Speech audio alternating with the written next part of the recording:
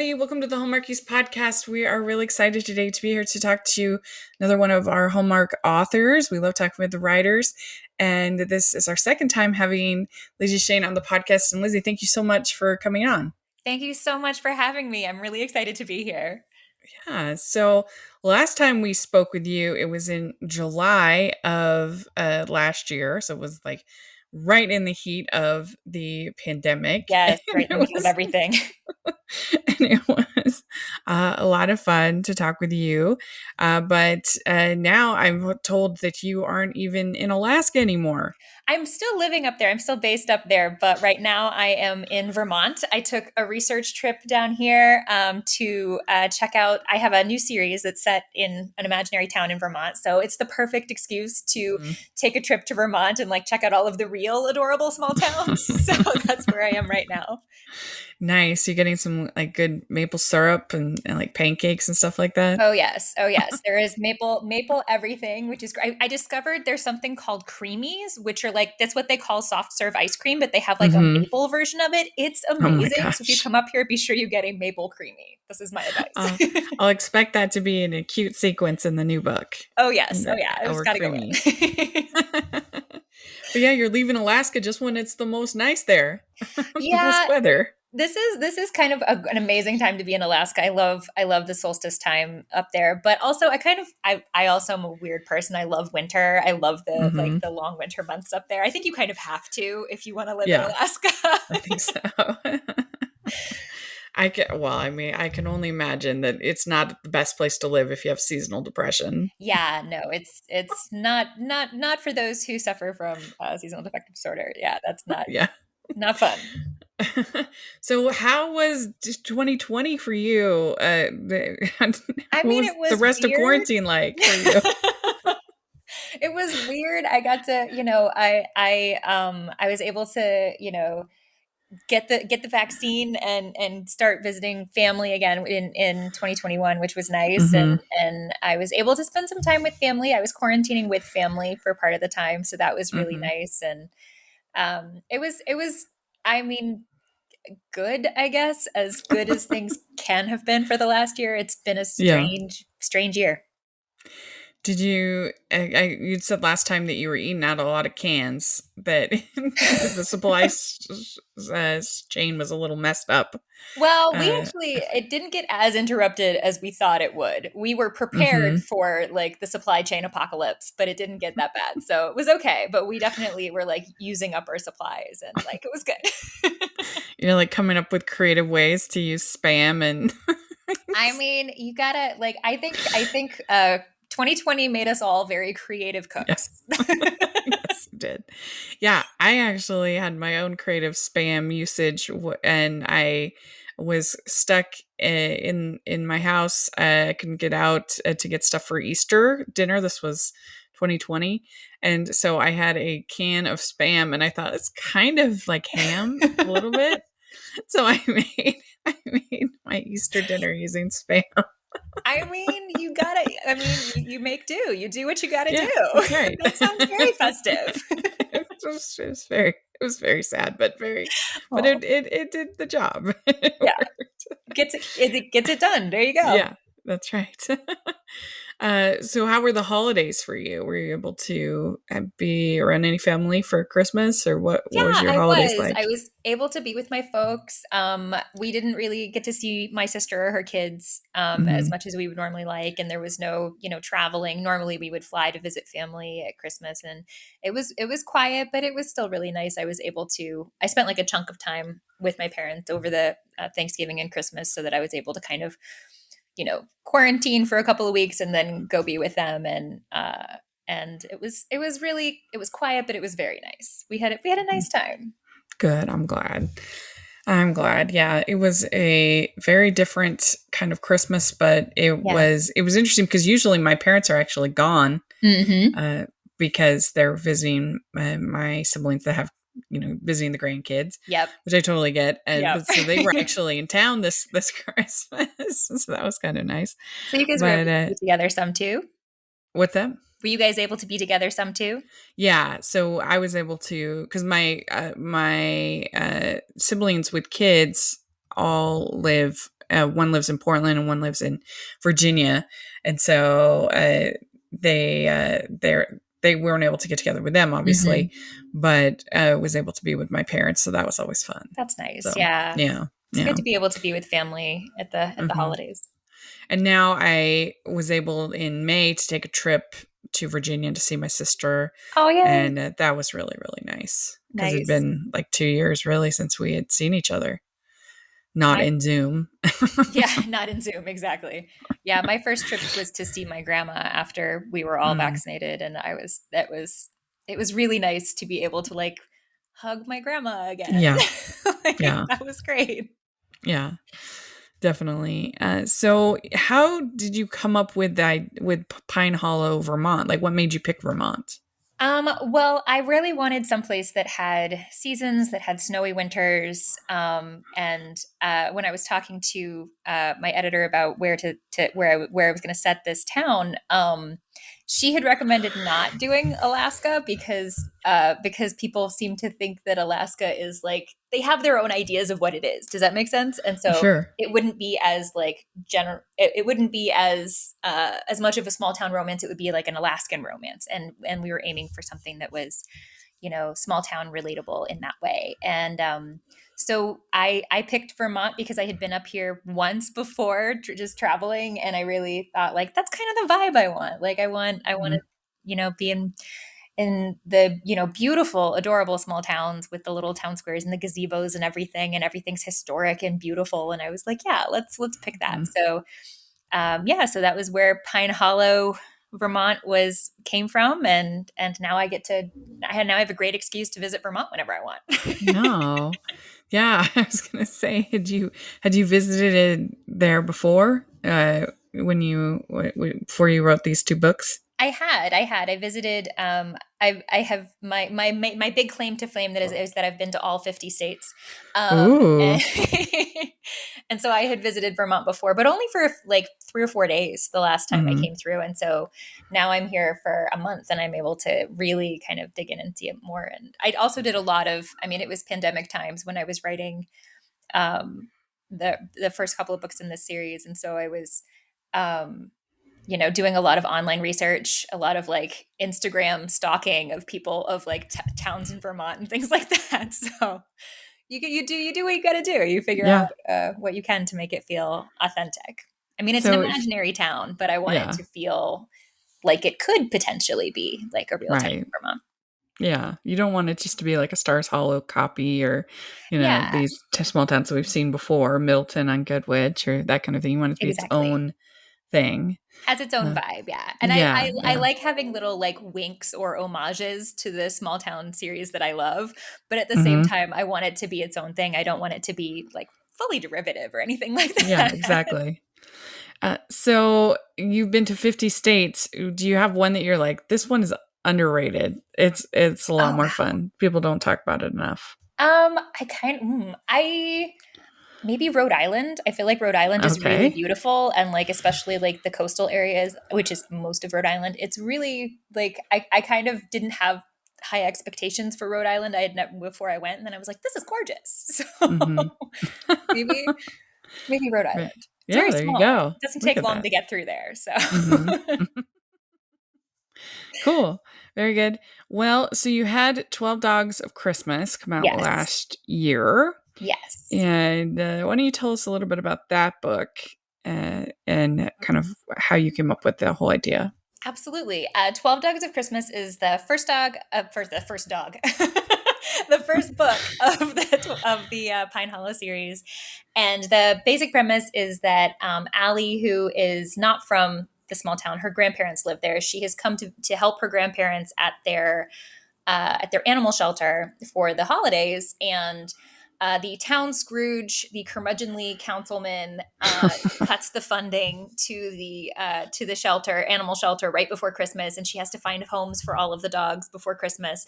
But she ends up teaming up with the town Scrooge and discovering that he's not quite as Scroogey as she initially thought him to be. And so, as the two of them sort of work together to find homes for all of these dogs, of course they fall in love, and that is the 12 Dogs of Christmas. And That sounds really fun. thank you. Yeah. Yeah. The original idea for it actually came from something that my editor Leah Halton-Schmidt came up with, and as soon as she was telling me about it, I was like, yes, I want to write that book. I want that book. That one is mine. What do you think makes for the key? Like, what do you think are some of the key elements making for a successful romantic novel? I really feel like, I mean, obviously, you have to have the happily ever after. Like for me, that is a Mm-hmm. must. Mm-hmm. Yeah.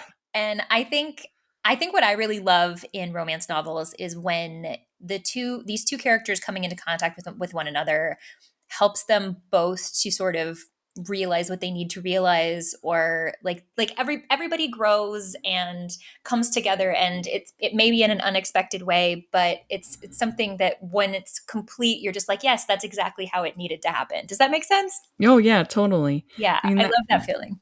Yeah, I mean, you think of the classics like Pride and Prejudice or something like Yes. that. Both Lizzie and Darcy both become better people by the Yes. end of because of their relationship. Yeah, I love the idea of being changed for the better by your Mm-hmm. interaction with someone, and whether it's, needing to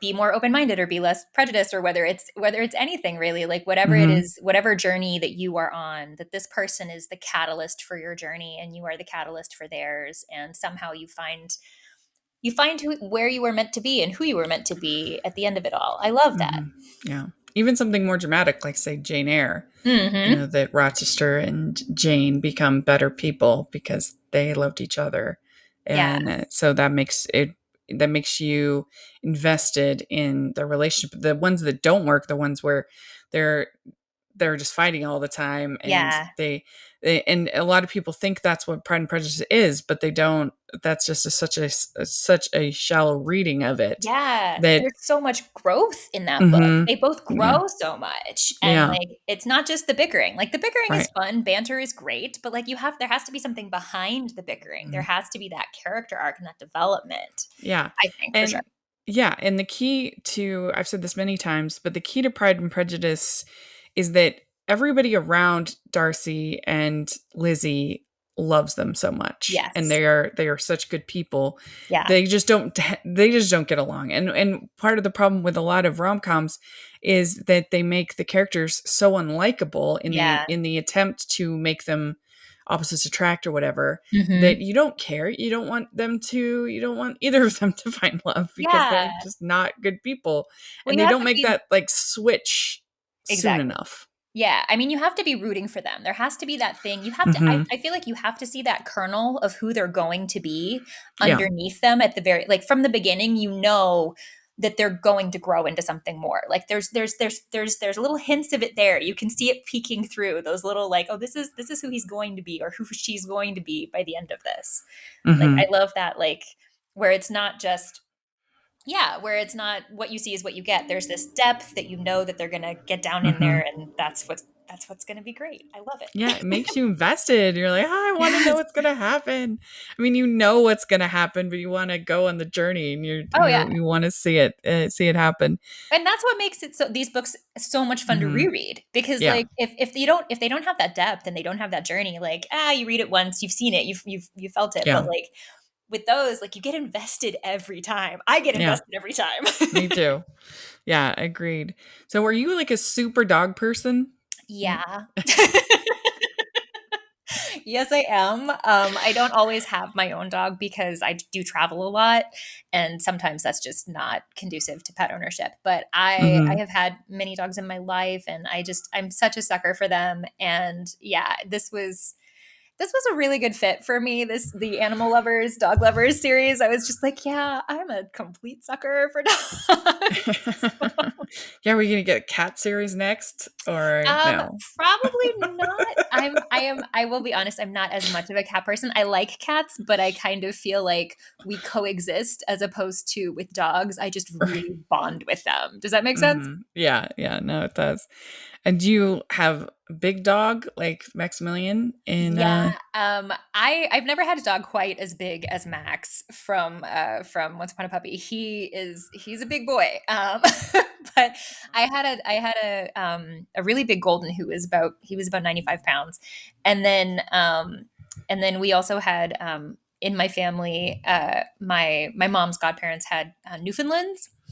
They Okay. they're big boys too, and so I definitely have been around a lot of big dogs, way more big dogs than small dogs in my life, and some of the stories about Max are based on like the things that happened with my mom's godparents Newfoundlands when I was pretty small, where I was so small that like walking them was just being dragged around the neighborhood kind of thing. So they're good Yeah, I was memories. gonna ask if you had one tearing up the furniture and all that kind of stuff. I have seen dogs eat couches before. That was kind of alarming. And my dog, oh goodness, he dug a hole through the carpet in the dining room. That was something that I had a hard time explaining to my parents when I was young. Builds character, Real right? character, yes, but I mean, you know, he was very interested in finding out what was under the carpet, apparently. But anyway. So, do you think it's harder to write a Christmas themed book or a regular time of the year book, or are they both the same? I would say I would say that they're both challenging in different ways. I think in Christmas you kind of want you have certain you want to do you want to put enough Christmas in there that it's not just a book that happens to be set at Christmas time, but that it is actually something that kind of invokes that feeling of Christmas. Hmm. And so I think that there are more elements that you want to try and like make sure appear in the book just so that you're really satisfying that like holiday feeling. But that can be both a pro and a con. Like it's nice to have a little the structure of okay, we're getting close to Christmas, and like so we're building up to the finish. There's a sense of momentum to it, but then at the same time, it's like okay, but they haven't done anything Christmassy in a while, so we have to put something in here that's going to remind everybody what time of year it is. So Yeah. I think they both have advantages and disadvantages, and I really love both. I love writing Hmm. Christmas books. I love writing books that take place at different times of the year too. The one I'm working on right now is sort of a spring summer book, which is a lot of fun. And Mm. yeah, there's I like both. Yeah. Cool. Yeah. Good. Yeah. So, Once Upon a Puppy is the Yes. latest book, and Yes. I've read that one and I really enjoyed it. I just Oh, finished it. I'm so glad you liked it. Yeah. And why don't you tell our listeners what it is about? Absolutely. So, Once Upon a Puppy is the second book in a series, and it's about Deanie and Connor. It is a total opposites attract, small town romance. Deanie is the free spirit. She is a birthday party princess, and just wants to travel the world and not be tied down and not be restricted. And then Connor is the type A lawyer who has a plan for everything and is very structured. And at the beginning of Once Upon a Puppy, Connor has just adopted a 140-pound wolfhound mutt, who is completely untrained but very very sweet, but is a little unruly and he needs some help. And Connor's completely out of his depth.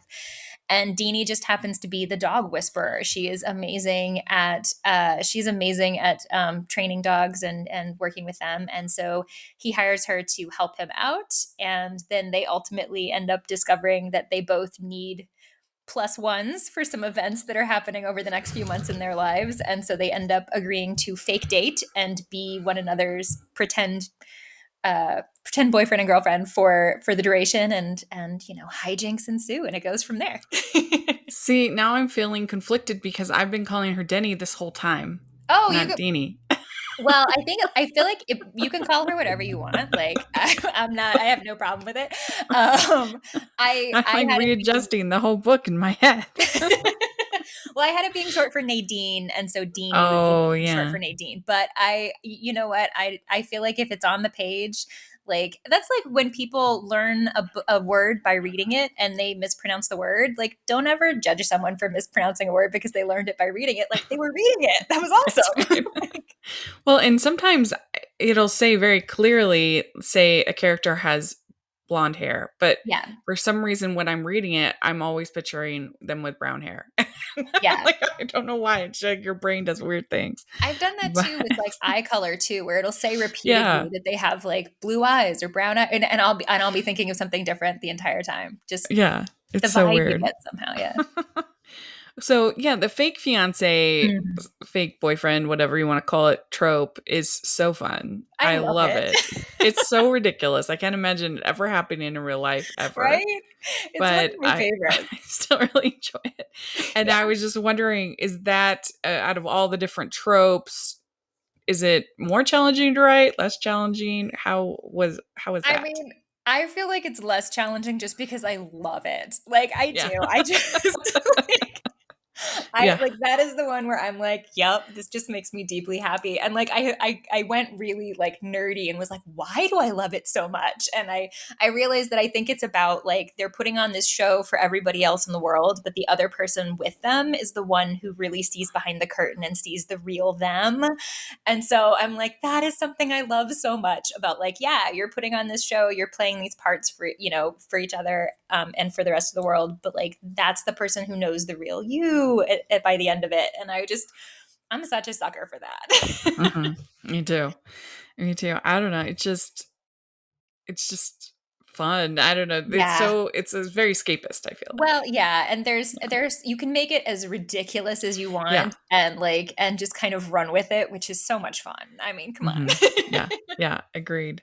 I was curious, which was harder to write, the keeping Connor likable as this sort of businessman, this lawyer, Mhm. kind of very set on his business, or keeping Deanie, I'm like, like, keeping her from not being too stupid because she's sort of this, she's supposed to be the opposite, but you don't want her to be dumb. Yeah, You no, want her to, yeah, she's someone who really values, fluffy light things, but right, she's also not super, she's not she has depth. She has, yeah, she's not a flibberty gibbet.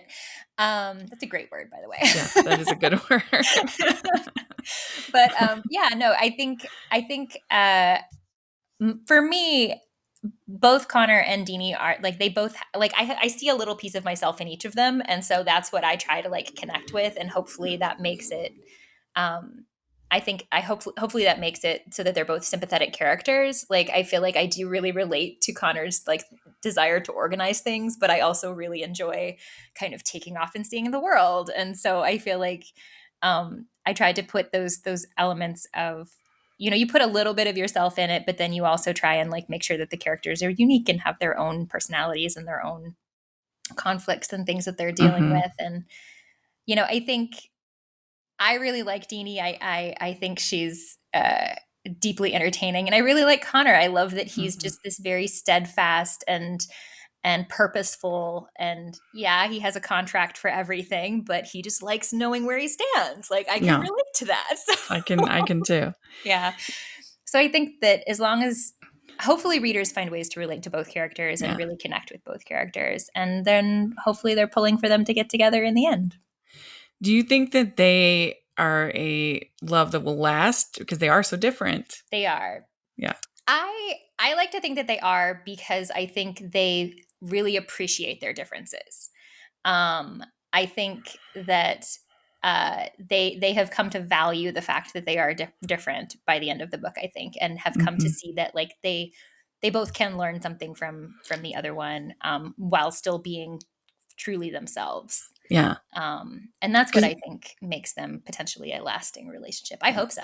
I yeah, plan for them to stay together. yeah, because you don't want to be in a relationship with yourself. You Yeah, want yeah. to You want be- someone who's gonna, like, challenge you, but in a way that challenge you, but in a way that makes you better and builds you up. And I think that Mhm. they by the end of the book, I think they really do that for each other. Uh, yeah, I think so too. Hey. So, what was the inspiration for Aunt Biddy? Oh gosh.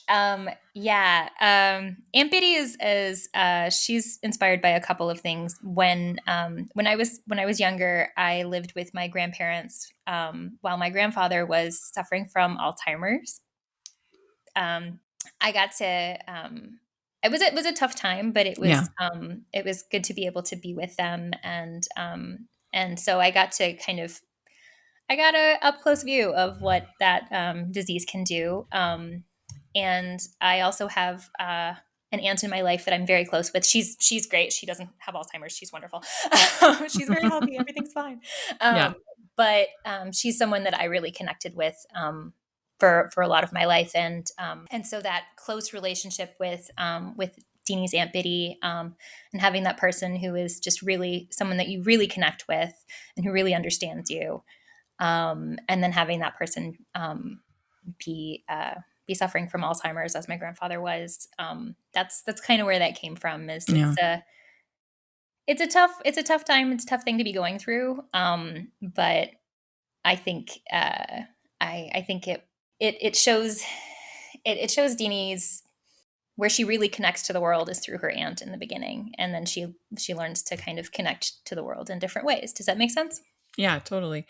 Yeah, it's such a hard thing because Yeah. they're there, but they're not there. Yeah. And you can't help but sort of grieve the person that you miss, Yeah. and but they're still there.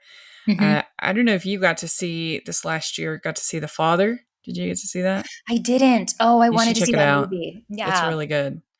Very good. Told Yeah. from the perspective of the Anthony Hopkins character who has dementia, Yeah. and everything's kind of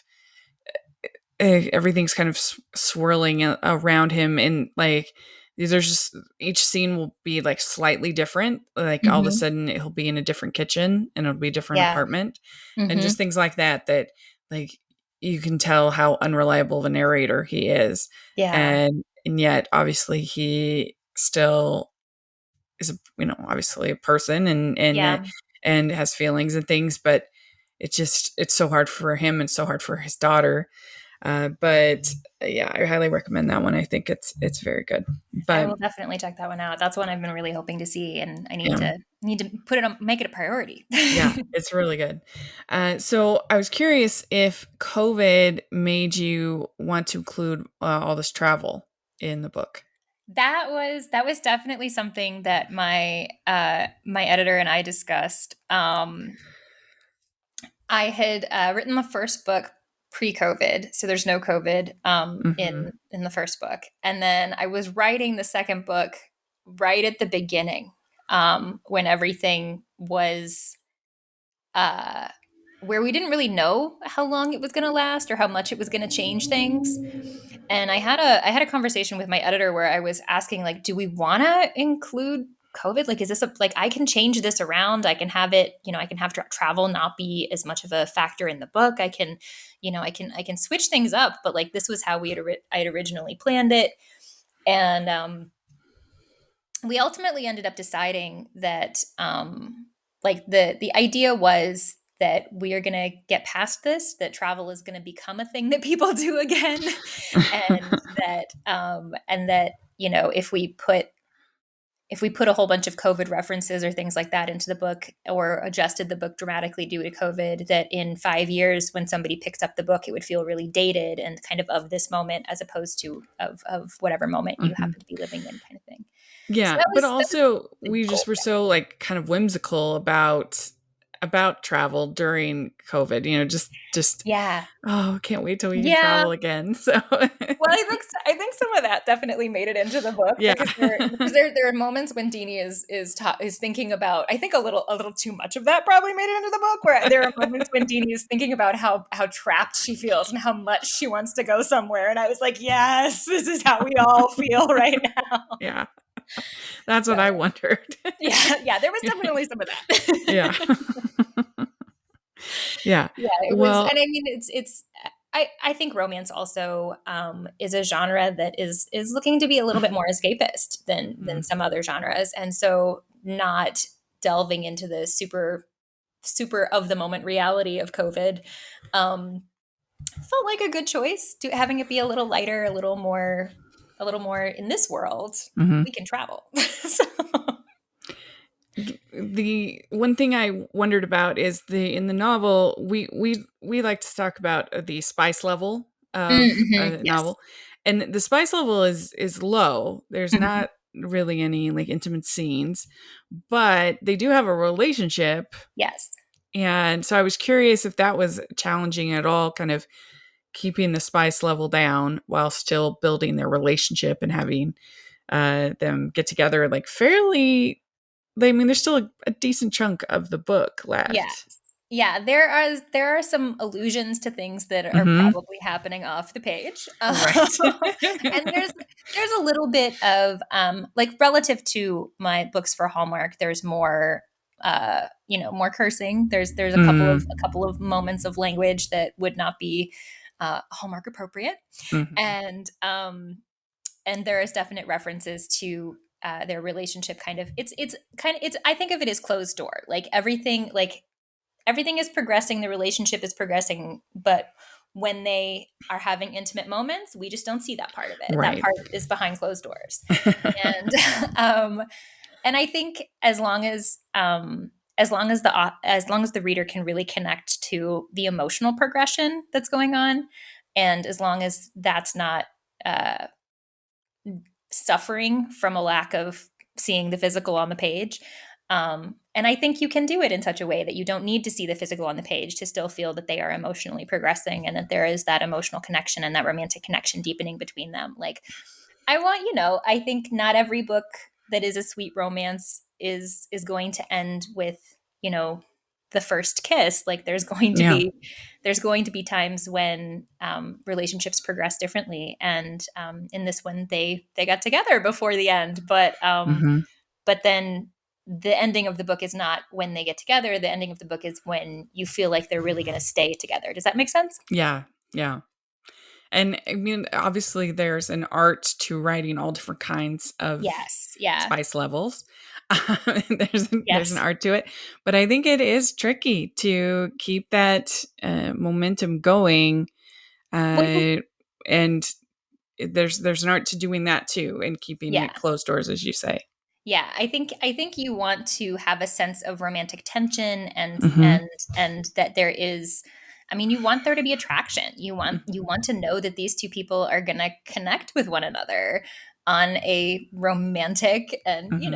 sexy times kind of way. Yeah. but Yeah. but we don't always necessarily need to see that on the page in order to have a satisfying romance, I don't Hmm. think. Yeah. So, what would you say is the hardest part about writing a romance novel? All of All of it. it. um, I think I think what I worry about going through is just trying to make sure that um, that there is enough of that tension. And I think I tend to write things that don't have the high stakes conflict. Nothing is going to blow up, and so when you don't have that high stakes content conflict, still making it so that people are really invested in the story and really want to keep turning the pages and are really emotionally engaged. I think that's the real challenge, is trying to find ways to have the conflict be smaller but still no less important. Yeah, because I think there's this idea that because there's formulas Mm. in these books and they're somewhat predictable, that they're somewhat easy then, but it's far from the truth, Well, of I think, course. yeah, there are beats that we all kind of expect to hit in a when you're reading or writing a romance novel, but I think that can make it Harder. more challenging, Yeah. because you need to find ways of hitting those beats that don't feel like they've been done 20 million times before, and that still elicit the emotional reaction and Hmm. that emotional investment without being like, ugh, it's so cliche. We've all seen this before. Like that, you have to find a way of doing it in a way that feels really authentic. And like there are so many great authors out there doing it right now. Like, oh my gosh, there's really a lot of great romance content out Yeah, there. it's a good time Yeah. to be reading or watching romance. I Yes, would for say. sure. Yeah. Definitely. Uh, so we like to end with our silly questions, and we did the holiday questions last year because we were talking about Royal Christmas Wish, Hmm. and because it was Christmas in July. But this year we're going to do our just regular questions. Okay. So it's pretty fun. So the Okay. first question is, what is the best ice cream flavor? Chocolate chip cookie dough. Okay, good, good. That's one of my favorites. What is your favorite color? Purple. Me I too. We're just on the same Yeah, page. it's my school colors. I love it. My school colors were black and orange, which is so weird, That's I like feel a like. bumblebee? Like, So yeah, well no, that'd be yellow and orange. oh, there you go. Yeah, that would be yellow. You're I right. mean yellow and black. Yeah, yeah. And yeah, it's like Halloween all the time. It was very weird. Anyway, what music are you into right now? Oh gosh, I have been listening to it kind of connects to the thing that I'm writing right now. I've been listening to a lot of like French jazz. And I like Madeline, I'm gonna mispronounce her last name. It's Peru, I think. I've Oh been listening yeah, to a lot of that yeah, she's and good. like I love it. Yeah. Mm. Ooh, I'm so intrigued now. All these little things you said about this new book. um, Secrets. uh, It'll uh, coming soon, coming soon. Yay! All right. What when we used to say what was your go-to date night food, but lately we've been asking like what is your DoorDash? Well, what do I you order in? really I love, love, love Thai food, and it's one of the things that I Mm, cannot make to save my yeah. life. So, like Thai curry, like Penang curry, that would be Mm, oh, it's so that's a good one. Good choice. good. When we're back to going on dates, what would be your go-to date night activity I to have go to and say do? I really like things where you can be like active and enjoying the other person, but also like just a little bit of fun about it. So like putt Mm-hmm. golf, I really Mm, love like that'd just be good. going out like mini golfing with Yeah. somebody because it there's no way for it not to be silly. I love Yeah. it. So Yeah. And then you get to see how competitive they are. exactly, which can be really It fun. likes, yeah, it can. That's right. That's good. And I'm not super competitive. Like I like pretending to be competitive if that makes sense, but Yeah. I'm not like I don't actually care if I win, but I like needling the other person. Yeah. So So we already kind of talked about this, but dogs or cats? oh, dogs. Yep, Yeah. Yeah. for sure. Beaches or mountains? Can I have both? Because like Yeah. I feel like beaches and mountains are both visible from my grandma's house in Hawaii, so like I should clearly be able to claim both. Oh, your grandma lives in Hawaii? Yeah, yeah, that's where my Lucky. family's from. Oh my gosh. And then you ended up in Alaska? Yep. Yeah, my folks moved up there before I was born, and, like, my dad had never really seen snow, like, it was a whole thing. Oh, I love Hawaii so much. Which island are they on? Oahu? Yeah, yeah. Same. That's the one I've been to. Oh, it's so Oh, beautiful. I love it so much. Yeah, I'm totally team beach. Oh, okay. 100%. I love beaches, but I also love mountains. Yeah. I do think being on the water, though, there's just something about being on the water that's Oh, amazing. it's the best. Uh, would you rather be in a fancy dress or sweats? Ooh, okay, that's actually a tough one. I like day to day sweats for sure, Yeah. but like for special occasions, I do really like getting dressed up. I Yeah. love having an excuse to get like completely dolled up. Like it's a lot of fun. Yeah, So I might I think have said sweats before, but now after COVID, I think I'd be like we've totally all, team dress up because it means I'm doing something cool. right. We've all been in sweats for so long, and Yeah, it's just like no, no. it lost its appeal. I want an excuse to look cute. All right, well, what is your favorite holiday to celebrate? Christmas. I love Yeah, Christmas. Yeah. can't go wrong with Christmas. Yeah. All right, last question. Okay. What is your favorite Hallmark or romantic movie? Ooh, okay. Ooh. Okay. Hallmark, I think I love Unleashing Mr. Darcy. That one just like I Mm-hmm. mean it has dogs. Yeah, So it's that's all a the start. it's all the And spots. and in terms of just like a romantic movie, oh my gosh, there's too many. There's so many that are just Mm-hmm. amazing. Like I love all of like Nora Ephron, like When Harry Met Mm. Sally and Sleepless in Seattle. Like those are fantastic. And like Incredible. 27 Dresses is really fantastic. Like I could go on for a really long time about rom-coms. So like we should probably Maybe like we need tie to this have you up. back on for another episode. We're talking about our Yeah. favorite rom-coms. We can just talk about rom-coms. We'll be good. What do you think of the To All the Boys? Have you seen those? Oh my Those, gosh, I love those. yeah, Oh, they're so good. fake fight, fake boyfriend Yes, story. right? Yeah. Oh, it's such a good trope. Mm-hmm. It Very really is. good. All right, very good. You answered all the questions. Oh, thank you. You passed the test. Congrats. Yay. Well, thank you so much. This was so much fun. Oh, thank you for having me. This was really Congrats. great. Congrats on the book. I really did enjoy it. I thought it was very fun. I liked the relationship between Connor and Deanie. That's gonna just drive me crazy. You can pronounce it however you want. There's no judgment. But it was a lot of fun, and we'll have a link if people want to purchase the book. We'll have our Amazon affiliate link. If people want to check it out, that would be awesome. And if people want to follow you on social media, all that stuff, where can they do that? You can find my website is www.lizzieshane.com. That has information about all the books and such. My Twitter and Instagram are both Lizzie Shane AK, as in Alaska, and my Facebook is Lizzie Shane Author. Great. And we'll have that all in the description section. Make sure you all check it out. And you can find me at Rachel's Reviews all over social media, iTunes, YouTube, and on Rotten Tomatoes. So check that out. Also, make sure you're following the podcast to Hallmarkies Pod and Hallmarkies Podcast all over social media. And if you are listening on iTunes, please leave us your ratings and reviews. We really, really need those. And if you are listening on YouTube, please give this video a thumbs up and subscribe to the channel. We also have our patron group, and we have a very exciting patron watch along this month with screenwriter Rick Garman, who's a legend. And we're going to be watching It's Beginning to Look a Lot Like Christmas, which is very funny and very underrated. So that's going to be super fun. That will be on the 17th. So make sure, if you haven't signed up to be a patron, it's only $2 a month. It's a great deal, and we make it totally worth your while. So please take a look at that. That's all in the description. We also have our merch store, which has tons of fun Hallmark-inspired designs. So please take a look at that. And thanks again, Lizzie. This was so much fun to get to talk with you. And hopefully we'll get to have you back on again when the next book comes out. It'll be very fun. Thank you. That would be great. Thank you so much. This was awesome. Okay. Bye, everyone. Bye.